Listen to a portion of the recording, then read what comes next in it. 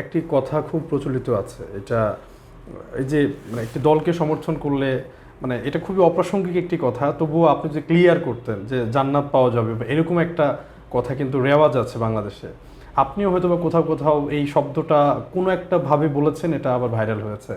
এটার কি আসলে কোনো ব্যাখ্যা আছে যে আসলেই কোনো দলকে সমর্থন করলে সেই যে দল যদি ধর্মকেন্দ্রিক হয় বা ইসলামপন্থী হয়, সেক্ষেত্রে আসলে এরকম কোনো ব্যাখ্যা না, এই যে কোরআন হাদিস থেকে জান্নাতের টিকিট কোরআন বিক্রি হাদিস করার থেকে একটা কথা তুলেছিল এটা একটা ফ্রেমিং, নির্বাচনের এটা আগে। একটা ফ্রেমিং, বাট এটা framing। আসলে এটার পেছনে কোনো কিছু আছে কিনা? এটা মনে হয় রাজনৈতিক উদ্দেশ্য প্রণোদিতভাবে আমাদের নামে ছড়িয়েছে। জামাত ইসলামী বলেন, আরও ইসলামী দল যেগুলো আছে, হ্যাঁ ইসলাম নিয়ে দল করা লাগবে, এটা তো কোরআনের কথা। অলতাকুম মিনকুম উম্মাতুন ইয়াদউনা ইলাল খায়র, অবশ্যই তোমাদের ভেতরে একটা দল থাকা লাগবে। দল যদি করাই লাগে তো আপনি ইসলামী দল করবেন।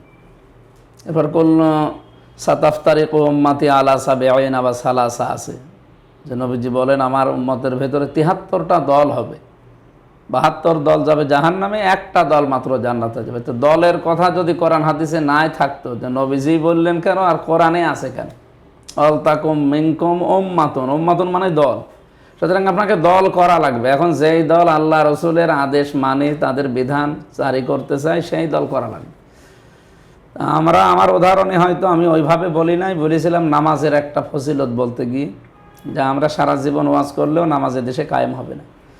নামাজ যদি কায়েম করতে হয়, সংসদে 151 জন নামাজ কায়েমের পক্ষে হাঁ বলা লাগবে।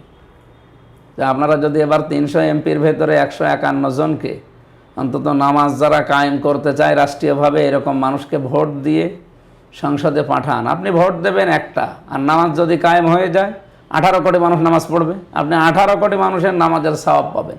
তো এই কথা তো কোরআনের সূরা নিসার 85 নম্বর আয়াতের ব্যাখ্যা, মাইয়াশফা শাফাআতান হাসানাতা ইয়াকুল্লাহু নাসিবুম মিনহা, এইভাবে আমি তুলে ধরেছিলাম। ওটা কাটসাট করে হয়তো আমাদের বিরুদ্ধে লাগিয়েছে।